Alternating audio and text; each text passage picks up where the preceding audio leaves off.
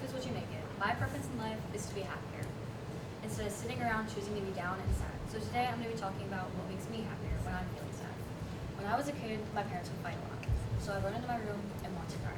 But instead, I will sit down and make art, specifically acrylic bead art. I'm going to be telling you about all the steps in making acrylic bead art. Start with the materials you need, how to separate the beads, and how to melt the beads.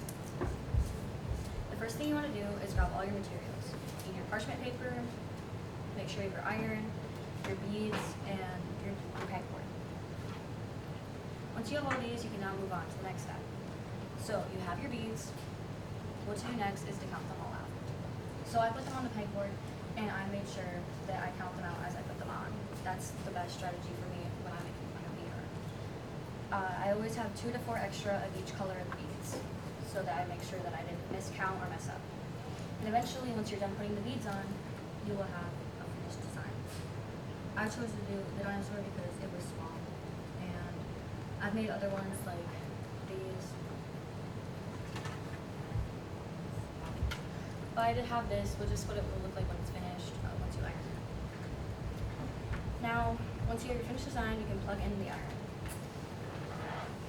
This shouldn't take very long to heat up, but you have to make sure you have it on the higher setting.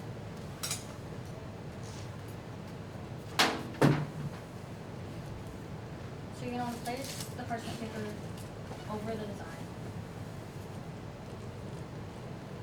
Wait until this is hot. Then you gently place the iron onto the pegboard. Because if you put it on too fast, it can mess up the design and all the beads will go everywhere. And if it's a small design, you don't want to move it around too much.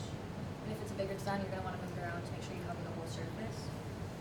And you wait 15 to 20 seconds. So if you go for longer than that, you can risk melting the beads down and having like a block of just beads, which is not good. So once you think you're done with like this, you can check it. But I don't think I'm done yet, so I'm going to leave it on for a little bit longer.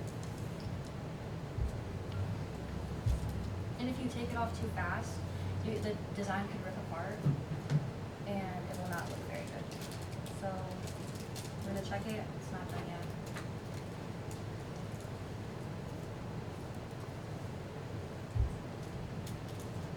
Okay. You want to peel off the parchment paper. The last but not least step is to let it cool. You should let it cool for 30 seconds. If you don't let it cool, you can burn your hands, obviously, or you could tear the design apart.